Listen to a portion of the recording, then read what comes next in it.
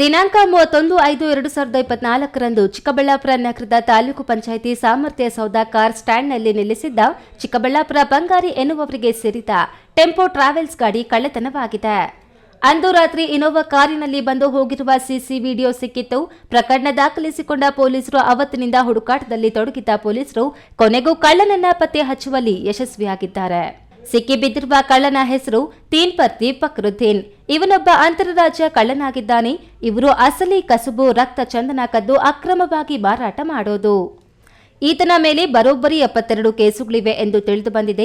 72 ಕೇಸುಗಳಲ್ಲಿ 70 ಕೇಸುಗಳು ರಕ್ತ ಚಂದನ ಕದ್ದು ಮಾರಾಟ ಮಾಡಿದ್ದೆ ಎನ್ನುವುದಾಗಿದ್ದು, ಕೋಟ್ಯಾಂತರ ರೂಪಾಯಿ ವಹಿವಾಟು ಇವನ ಕಳ್ಳತನದಲ್ಲಿ ಪತ್ತೆಯಾಗಿದೆ. ಫಕ್ರುದ್ದೀನ್ ಎನ್ನುವವನು ಆಂಧ್ರ ಪ್ರದೇಶದ ಕಡಪ ಜಿಲ್ಲೆ ಚಾಪಡ್ ಮಂಡಲ್ ಕಾದರ್ಪಲ್ಲಿ ಎಂದು ಗೊತ್ತಾಗಿದೆ.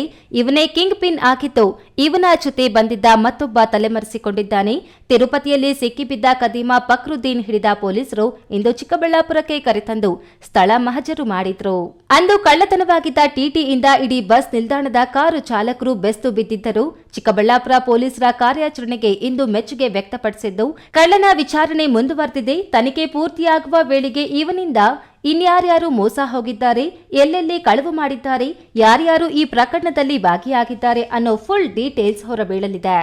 ಈ ಖತರ್ನಾಕ್ ಬಂಧನದಿಂದ ಪೊಲೀಸರ ಮೇಲೆ ಜನರಿಗೆ ಮತ್ತಷ್ಟು ನಂಬಿಕೆ ಮೂಡಿದಂತಾಗಿದೆ. ಕ್ಯಾಮರಾ ಪರ್ಸನ್ ಅಶ್ವಥ್ ಜೊತೆ ಕೆಎಸ್ ನಾರಾಯಣಸ್ವಾಮಿ, ಈ ನ್ಯೂಸ್ ಟಿವಿ, ಚಿಕ್ಕಬಳ್ಳಾಪುರ.